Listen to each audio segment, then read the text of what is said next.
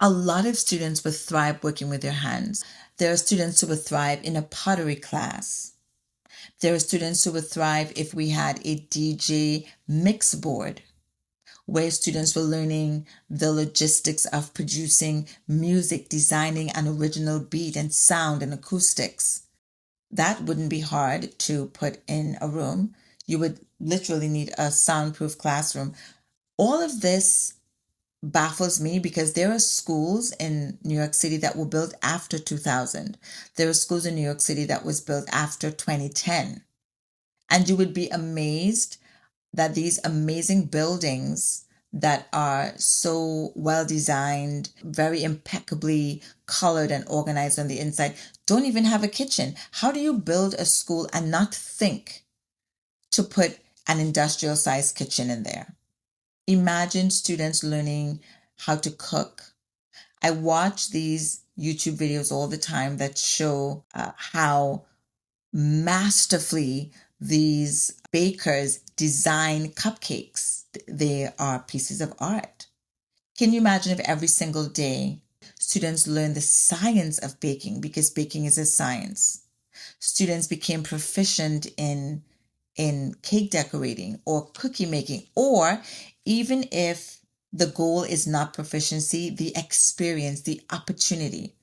How many of our students who are bored to death, and rightly so, because some educators are still struggling in bringing enthusiasm into the classroom. How many students are sitting in New York City public school classrooms with gifts, talents, and abilities that are untouched, unexplored because the opportunities are not there? I wonder if you know what the number one cause of death in young children is between the months of June and August, or May and September. That summer window, children all across America will die from drowning more than any other cause of death. Why aren't our elementary school students being taught to swim? Every single elementary school student should learn to swim during their years in public school. Now, do some schools have swimming pools? Yes. Are all students able to access it? No. It's not built into the curriculum. And it sounds like, wow, well, if students are playing an instrument and learning a language and in the kitchen and doing art, like when will they get time to learn? That is learning. That is learning. Those are rich opportunities to embed very specific math strategies, and those are opportunities to get students to embed themselves in reading informational texts. Read about the world around you. Every elementary school student should learn to ride a bicycle. Before they transition to middle school, they should be riding a bicycle. The new mayor, Ma'am Danny, hey, how are you?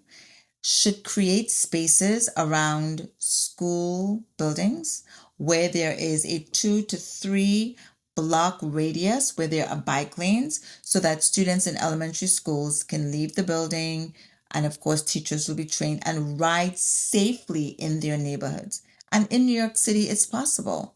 They're able to do whatever they want. They can close off streets entirely for people to sit outside on the sidewalk and eat. They can find bike lanes within 2 to 3 square blocks of every school so that students can come out and learn bike safety and leave elementary school as proficient bike riders. That should be every single elementary school student, and every single high schooler should graduate with a driver's license. For some of our students, that might be the only thing that they learn while they're there, because there are other barriers to learning that may prevent them from, interacting meaningfully with the curriculum that's being presented to them. Is it happening in some schools? Yes. There are probably schools across this country that check every single box I just described, but not every school. And these children are living and learning in a literal concrete jungle. It's loud, it's noisy, it's crowded. So if we are providing quality public education and we want the status of being known as one of the premier educational districts in the country, then we need to do more. I watched someone make a chair on YouTube. I believe the video had 15 million views. He made a chair, sculpted and used, of course, carpentry tools. And there was angles and, all the theories that you need in math. And a squared plus b squared equals c squared.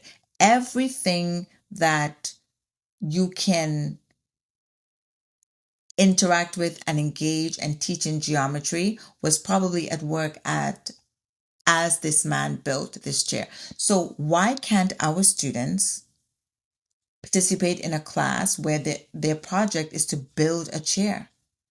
Our students can do that. When you have time, I want you to go on YouTube and look up car graveyards. Car graveyards. So what happens in this country, and this is a shortened version of the scenario, brand new cars at dealerships remain unsold for an entire year. And what happens after a year? Newer models of that same car are made. And so these dealers have to make room for the newer cars. So they take these unsold vehicles and they put them in a graveyard to rust and rot and decay. Sounds unbelievable, but it's true.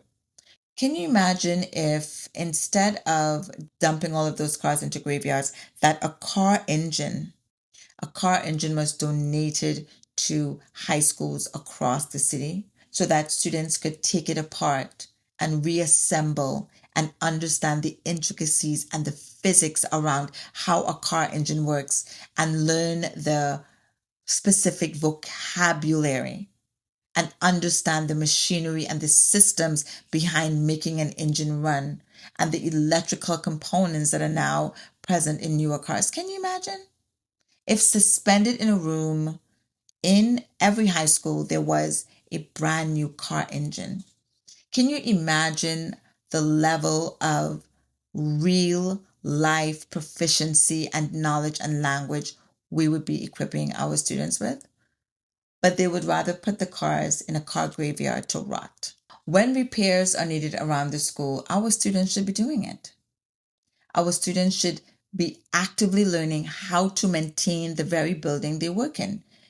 In other countries, I saw that they make students clean, right? In America, we have a very extensive janitorial system. So all buildings where people work and learn and interact, there's someone who comes and picks up after us, adults, right? We have to drop things on the floor. We have to litter. We have to spill. We can't clean up after ourselves. So we need to have a designated person to come and clean up after adults. And I say that way because we become so impatient when kids make a mess. But if you enter any New York City subway station and you look at the tracks and it's filled with coffee cups and garbage, that was thrown there by an adult, by a working adult, by an intelligent adult, right? So if we can take a little bit out of the model of having children clean the environment, the school environment that they live, that they learn in, we can have children repair it. If there's a light that needs fixing, there could be a designated person that coaches and teaches the students in the building to repair it. So there can be a class where they inspect the building and they fix minor plumbing issues and electrical. And if something needs painting, there's students who do that. So that when they get into the real world, they can be equipped to participate in jobs that are very lucrative because they have developed technical skills. There's a conspiracy that says that there are powers they're disinterested in high schools churning out hundreds of highly skilled workers every day because it will dilute the population of those technical workers, and the cost, the prices they charge will plummet. You know that a plumber can walk into your house and look at one thing under your sink and it's $1,200. You know that if you want something cosmetic done in your house and painting and molding done, that it's nothing short of $1,500, right? Imagine if there were hundreds of high schoolers who were leaving high school equipped with that skill, should that be the direction that they want to go. And I am not saying this because I am diminishing the belief that students in inner city schools can succeed academically. There's evidence that they do. There's evidence that they can. We have test scores, we have college admissions, we have many people that successfully graduate and do amazing things in life because they were educated in the New York City public school system. However, the pathways are too uniformed. The pathways are too uniformed. That is already being addressed, but we are not attending to the entire, to the whole student as we say we are. In school systems, all schools need to have some sort of turf, some soft ground that children can run and tumble and fall safely. And that is particularly important for young children, right? They need a space where they don't have to be resisting the ability to fall. You know, children are playing on gravel surfaces, concrete surfaces that are pitched and that can get up to 90 degrees, that are just reflecting heat off the ground. And there's not a tree. Why isn't there a tree for shade in every single public school yard? A tree that kids can go and sit on. And I know that space and logistics doesn't allow for some of these things, but they can partner with spaces. That's what they need to work on. So that if I'm a student, I can sit in the cool during the warmer months and I can be outside in the shade and I can be outside. I can sit on soft turf. And if I want to run and tumble and play, I can do so safely. And there are so many amazing, durable, eco-friendly, synthetic turfs available. Every school should have a space with that so that kids can sit and feel at ease and be in a green space. Every single school should have that. So if I could reshape and remold schools, children would be swimming. Elementary kids would be swimming. They would be biking. Teachers would have the opportunity to purchase, and teachers and students would have the opportunity to purchase food that's prepared by students, grown in a garden, that children are exposed to music theology, just like a subject, and art with their hands, that technology and the use of technology to drive educational outputs is understood. And that in an age where robotics are going to be very central to our daily lives soon, iRobot, hint, hint, that children are also educated in the hardware around these technology devices, that electrical training, cosmetic painting, and basic construction are offered to every single high schooler around the city. One class that I thought would be really great for our students to have was a personal trainer certification, because I've had personal trainers over the years and I listen to how versed they are in how the body works and the biology of muscle tissue and how specific movements connect which muscle and the angles of lifting and bending. And I thought, oh my goodness, can you imagine if in a training someone to be certified, if there was a personal trainer certification program, how much math and biology would be embedded? Schools could leverage math and biology learning in that training. So if I could mold, these are so many ideas and so many things, and I look at all of these things present in so many spaces.